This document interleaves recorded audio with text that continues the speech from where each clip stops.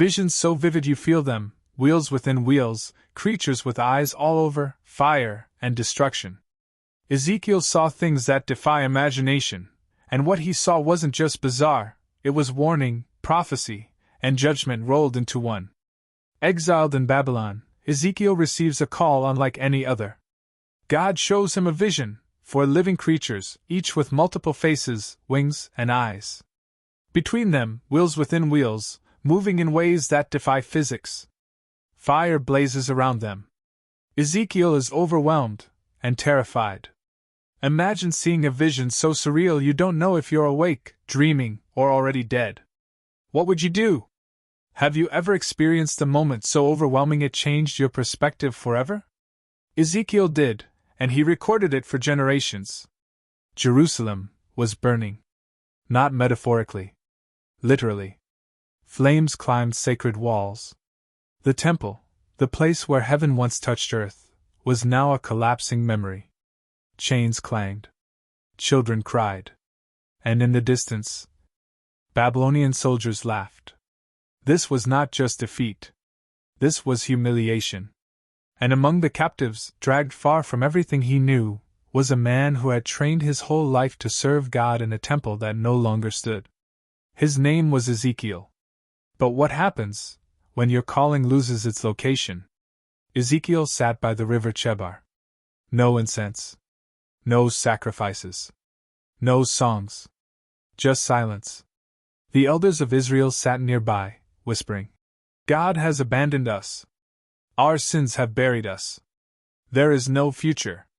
Ezekiel didn't respond. Because deep down, he was asking the same question. Then it happened. The heavens didn't open gently. They tore. A storm rolled in, but it wasn't made of clouds.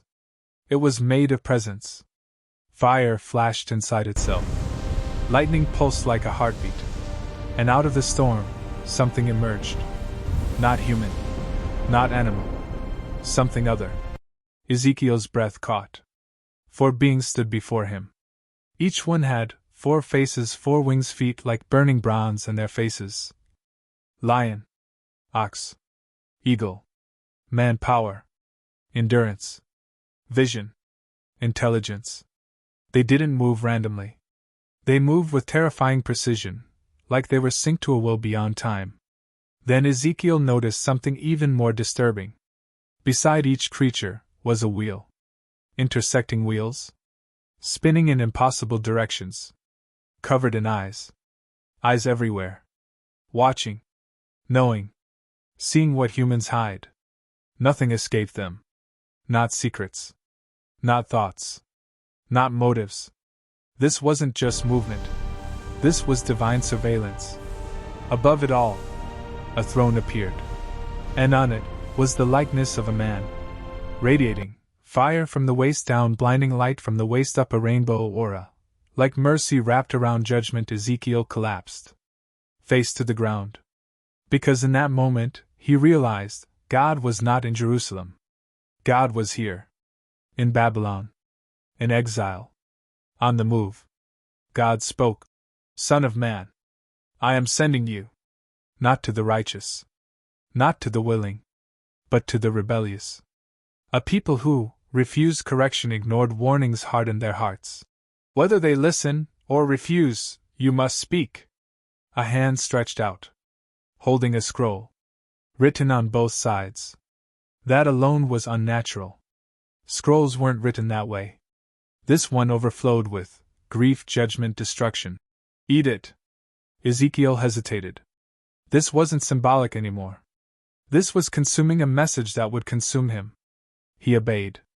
And shockingly, it tasted like honey. Because truth, even painful truth, is still divine. Then something strange happened. Ezekiel lost his voice. God made him mute. Until the moment the message was ready. Why?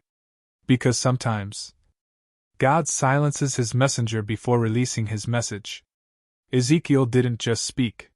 He performed signs that disturbed everyone. He lay on his side for hundreds of days. He cooked food over fire made from dung. He shaved his head and divided the hair into parts. People stared. Mocked. whispered.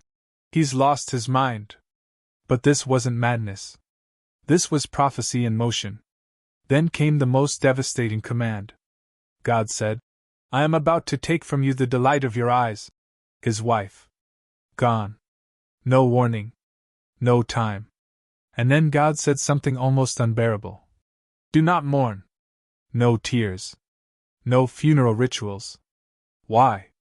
Because Ezekiel's life had become the message. Just as he would not mourn, Israel would soon lose everything, and be too shocked to grieve. God showed Ezekiel something terrifying. Not in Babylon. In Jerusalem. Inside the temple. The holy place. What he saw, idols carved in secret rooms, leaders worshipping images in darkness, priests turning their backs to God. The people weren't just broken. They were pretending. And God saw all of it. Then came the unthinkable. The glory of God began to leave the temple. Slowly. Reluctantly. Like a father walking away from a rebellious child. It moved, from the inner court to the threshold to the gate, and then it was gone. Heaven had vacated the building. Then God brought Ezekiel to a valley. It was silent. But not empty. Bones. Everywhere. Bleached by time. Broken by hopelessness. God asked, Can these bones live? Ezekiel answered carefully, Lord, only you know. Then came the command. Speak. From absolute zero to divine life, as Ezekiel spoke, bones began to rattle. They moved. Connected. Formed bodies. But no breath. Then God said, Call the wind. The breath came. Entered them.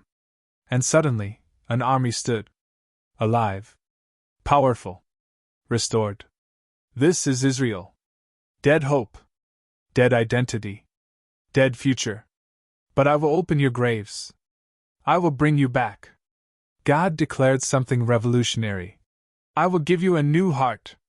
Not repaired. Not adjusted. Replaced. I will remove the heart of stone, and give you a heart of flesh. A people who wouldn't just follow laws, but would desire God. Ezekiel saw it. A new temple. Not like the old one. Greater. Holier. Alive. And then, the glory returned. Not just to a place, but to a people ready to carry it. Ezekiel's story is not comfortable. It's not soft. It's not predictable. It's a reminder. God is not limited by location. God sees what is hidden. God speaks even in silence. God restores what looks permanently dead. When the world sees bones, God sees an army. Ezekiel's visions aren't just fantasy, they predict real events: the city under siege, exile of the people, loss of temple and land.